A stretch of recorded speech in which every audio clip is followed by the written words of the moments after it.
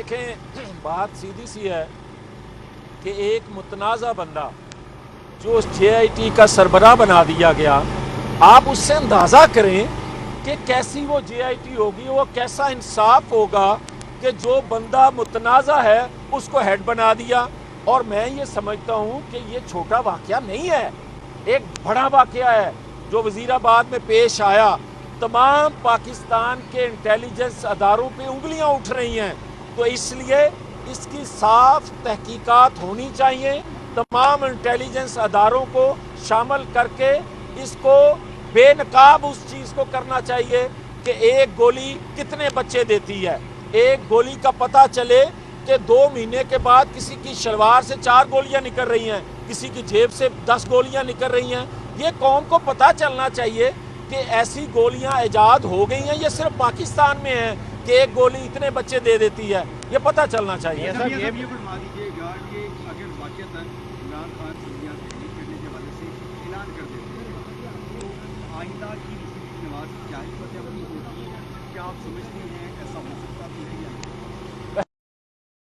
आ चुका हूँ पहले, ये बंदे का पुत्र बने, जवान बने, हिम्मत करे, आज अनाउंस करे कि हम असेंबलियाँ तोड़ रहे हैं। मैं कह रहा हूँ ये असेंबलियाँ तोड़ने का ऐलान नहीं करेगा। इसको पता, ये ब्लैकमेल करता आया है, ये पिछले 8-10 सालों से अदारों को ब्लैकमेल करता आ रहा है और आज भी ये आखिरी कार्ड इसके पास है। अगर ये भी चला गया तो किससे ब्लैकमेलिंग करेगा अदारों को, किस कार्ड को खेलेगा और फिर किस तरह गोलियां बच्चे देंगी और किस तरह ही उस पर कवर रहेगा, ये हो नहीं सकता। और जिससे असेंबली तोड़वाने की बात करता है कि मुशावरत हो रही है इत्तेहादी जमात से, और भाई पंजाब में अगर इत्तेहादी जमात से मुशावरत हो रही है तो खैबर पख्तूनख्वा में तो तुम्हें कोई प्रॉब्लम नहीं है, तोड़ो असेंबली खैबर पख्तूनख्वा की, वहाँ तो किसी से इत्तेहादी से मशवरा करने की ज़रूरत नहीं है। चले पंजाब को 2 दिन बाद तोड़ लेना, आज ऐलान कर दो कि खैबर पख्तूनख्वा असेंबली में तोड़ा, नहीं तोड़ेगा। ये मियां साहब ये बताइए मियां साहब, परवेज़ इलाही से मुस्लिम लीग नून राब्ते में है, पंजाब असेंबली की तहरीर को रुकवाने के। आप ये कह सकते हैं कि परवेज़ इलाही हमारे साथ राब्ते में है। मियां साहब किस तरह के राब्ते में हैं आप लोगों ने? कोई ऑफर दी हुई है कि सिर्फ राब्ते में है, कोई ऑफर भी है आपके पास? चौधरी परवेज़ इलाही रहने दें और सबके इल्म में है किस तरह वो राब्ते रखते हैं, वो राब्ते में है। जब मियां साहब अगर असेंबलियाँ फ़र्ज कर दी तहरीर हो भी जाती हैं और जिस तरह से महंगाई इससे, तो ऐसे में आप लोग मतलब इलेक्शन में किस तरह से जाएंगे?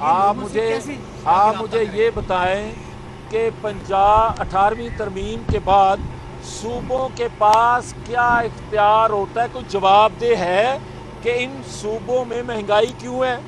कोई जवाबदेह है कि इन सूबों में गवर्नेंस की हालत क्या है? कोई जवाबदेह है कि इन सूबों में करप्शन कितनी आम हो गई? कोई जवाबदेह है कि क्राइम कितना बढ़ गया? कोई जवाबदेह है कि रोज़गार क्यों नहीं मिल रहा? कोई जवाबदेह है कि किसान रुल रहा है? कोई जवाबदेह है कि स्टूडेंट के साथ क्या हो रहा है? कोई जवाबदेह है अस्पतालों की हालत क्या है? कोई जवाब तो दे ना। सूबे 18वीं तरमीम के बाद कितने बाख्तियार हैं? देखें, नवाज शरीफ वापस जनवरी में आ रहे हैं और मैंने कहा था पिछले दिसंबर, जनवरी 2022 में 24 मैं जनवरी इसके बाद ही आती है, दिसंबर के बाद, और नवाज शरीफ आ रहे हैं और रुकावटें खड़ी करने वाले पिछले दिसंबर में भी, और उस वक्त का प्राइम मिनिस्टर चीखो पुकार कर रहा था और सहूलतकारों से मदद मांग रहा था कि किसी तौर पर नवाज शरीफ को पाकिस्तान ना आने दिया जाए। 24 तारीख को, 24 नवंबर को सहूलतकारी पीछे ख़त्म हुई है, एक बाब ख़त्म हुआ है, तो इंशाल्लाह जनवरी में आप नवाज शरीफ को पाकिस्तान देखेंगे। सर ये बताएं कि आप फैज़ आम के बात कर रहे हैं, तो फैज़ आम आजकल सियासत में एंट्री ले रहे हैं, तो नून लीग एक्सेप्ट करेगी उन्हें अपनी जमात में लेने के लिए? तो फिर जो हम कहते थे कि सहूलतकारी फैज़ आम के फैज़ से हो रही है, तो उसका अमली मुजाहरा भी आपने 2 दिन पहले देख लिया इसके बाद तो कोई जवाब नहीं रह नून लीग जाता। अगर YouTube पर गुगली टीवी देखने के लिए youtube.com की सर्च बार में गुगली टीवी टाइप करें। गुगली टीवी के पेज पर सुर्ख रंग के सब्सक्रिप्शन वाले बटन पर क्लिक करना ना भूलिए। YouTube पर अपलोड होने वाली वीडियो से बाखबर रहने के लिए बेल आइकॉन पर क्लिक कीजिए। आपको हर नई आने वाली वीडियो के बारे में नोटिफिकेशन मौसूल हो जाएगा।